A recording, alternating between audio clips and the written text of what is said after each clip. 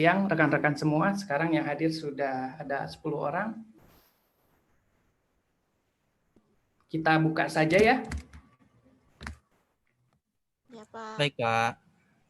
Baik, terima kasih untuk rekan-rekan semua di sini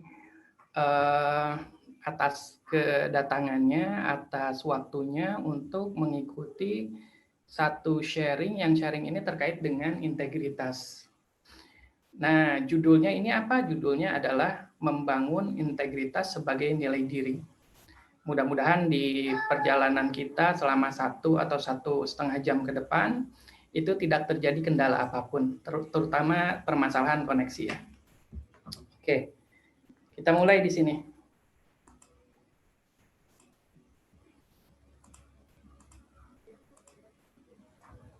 Jadi ketika kita berbicara tentang integritas, tentu kita harus berpikir bahwa integritas itu merupakan salah satu values di dalam begitu banyak values lainnya yang ada.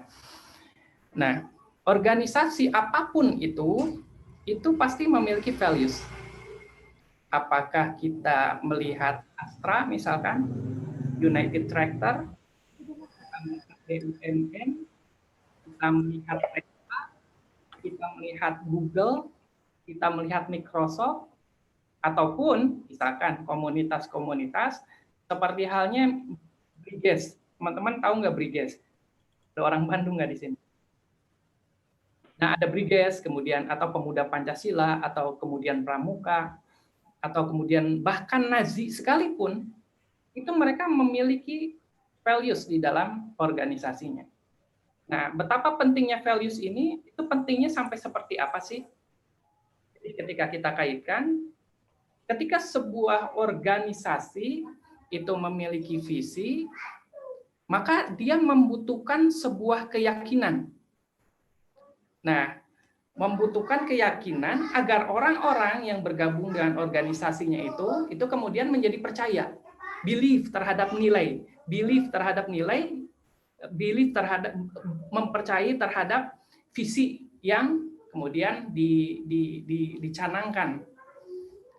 Sehingga ketika seseorang itu bergabung, anggota yang berada di dalam organisasi tersebut bergabung, ketika dia memahami visinya, memahami values-nya, maka ia tidak hanya bekerja, dia tidak hanya beraktivitas, dia tidak hanya melakukan suatu hal, itu seperti halnya, ya kalau kata orang-orang tuh, kerja keras seperti kuda ya. Jadi kerja keras saja seperti kuda, melakukan banyak hal dan lain sebagainya. Ketika di endingnya, pensiun misalkan, atau ketika di endingnya setelah berpuluh-puluh tahun, atau di tengah perjalanan, dia mulai berpikir, saya bekerja di sebuah organisasi, saya beraktivitas di sebuah organisasi, tapi apa ya maknanya? Apa ya visinya? Apa ya yang kemudian bisa menjadikan diri saya tuh merasa fulfill? Nah, kalau tidak memiliki visi dan values, maka yang terjadi ya kita bekerja hanya seperti itu aja. Kita beraktivitas hanya seperti itu aja. Tahu-tahu tua aja, tahu-tahu udah ubanan aja kayak saya gitu. Tahu-tahu habis waktunya. Nah, kemudian jadi pentingnya values ini, pemilik, owner, atau yang mencanangkan atau mendirikan organisasi, itu dia ingin memberikan makna, seperti yang tadi saya sampaikan. Terkadang makna ini bukan hanya untuk dirinya, tapi makna ini itu kadang-kadang makna yang sangat agung menuju satu pencapaian atau visi yang sangat agung juga, yang sangat megah gitu. Jadi kadang-kadang visinya, si pemiliknya ini memiliki visi misalkan kayak Tesla itu, atau kayak misalkan para founding father, atau misalkan para pemilik perusahaan. Kadang-kadang visi yang dia miliki itu adalah visi yang agung. Oleh karenanya tentu saja diperlukan values. Values-nya ini adalah untuk mendrive atau untuk menyetir, mengarahkan orang-orang agar tidak terjadi entropi. Termasuk salah satu tujuannya itu adalah untuk mencetak orang agar memiliki nilai yang sama, kemudian budaya yang sama, karakter yang sama, Sehingga kemudian arah organisasi itu bisa menuju pada satu arah yang sama. Contoh kasus misalkan, saya di tahun 2012 itu pernah melamar, Pak. Pernah melamar, Bu. Jadi pada satu organisasi yang cukup terkenal di Bandung. Dia punya amusement park. Jadi dia punya satu tempat yang besar, lokasi wisata, yang wisatanya ini sangat sangat megah dan dibuka di berbagai macam daerah di Indonesia. Nah, ketika saya masuk ke sana untuk interview, kemudian saya jabarkan planning saya apa, ketika saya bekerja di sana, saya akan melakukan apa, strateginya bagaimana, teknis pengaturan orangnya seperti apa. Saya jabarkan.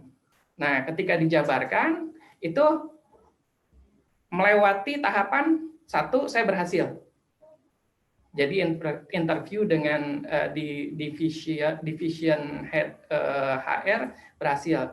Kemudian interview dengan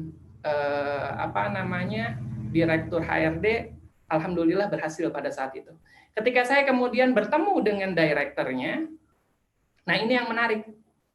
Dia baca CV saya, dia lihat sedikit rekaman yang tadi disampaikan, kemudian dia melihat presentasi saya, dia bilang seperti ini, Mas ini menarik Mas, Mas memiliki kompetensi yang cukup baik, tapi sayangnya, ketika berbicara tentang sayangnya, saya udah feelingnya udah nggak enak gitu.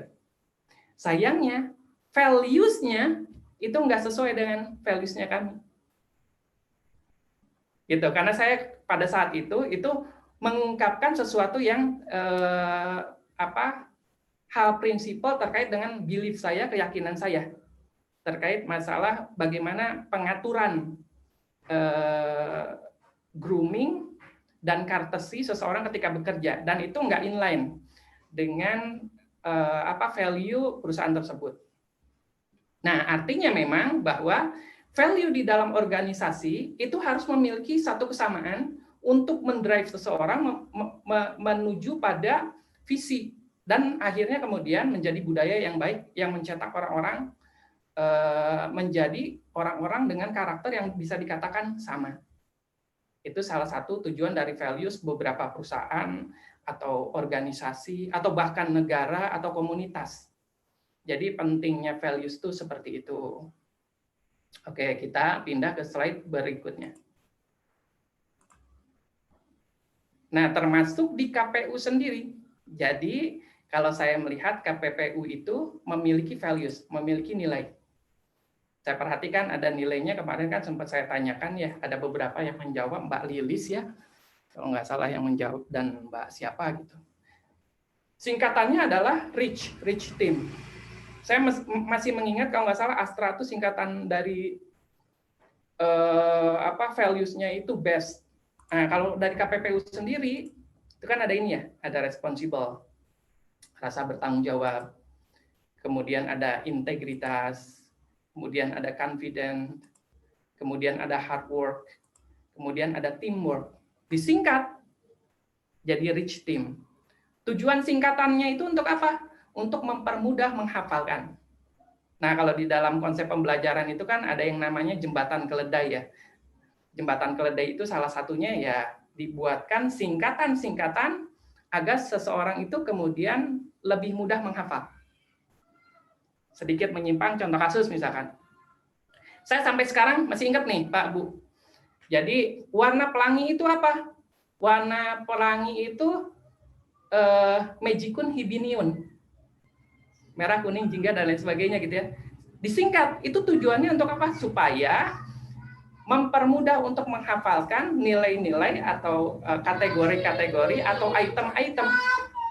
Nah, tak heran kemudian entah director, entah komisaris, atau mungkin top management dari KPPU, itu kemudian membuat singkatan. Singkatannya adalah REACH Team.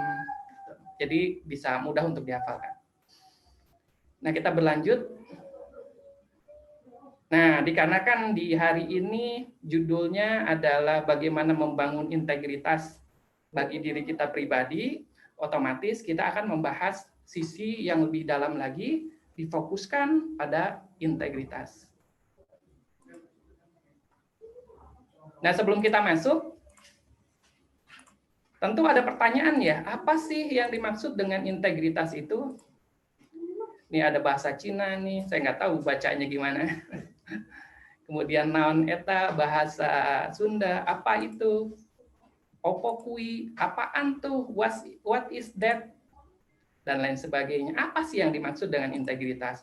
Nah, sebelum kita masuk ke dalam apa sih integritas itu, maknanya bagaimana, artinya itu bagaimana, dan yang lebih penting bagaimana mengaplikasikannya.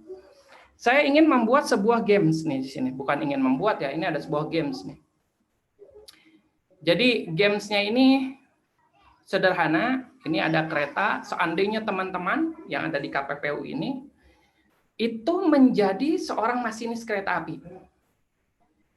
Jadi berada di lokomotif, naik kereta api, menjadi masinisnya, nggak lupa kemudian pakai topi khas masinis yang seperti topi polisi itu.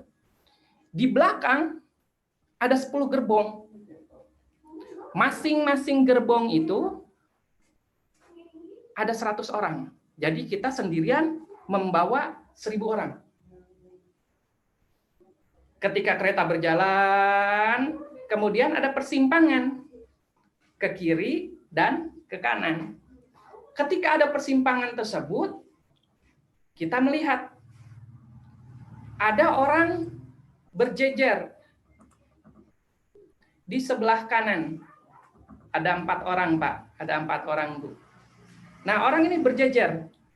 Jaraknya itu cuma 30 meter dari tempat kita menyetir kereta api atau menyetir lokomotif tersebut.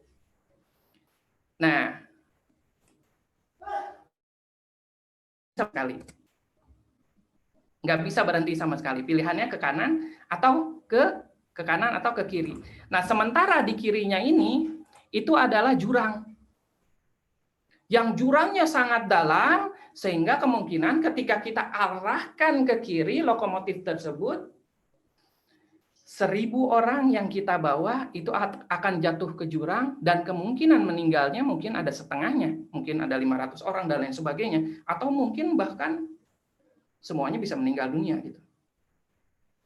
Nah, pertanyaannya, tolong dibuka speakernya.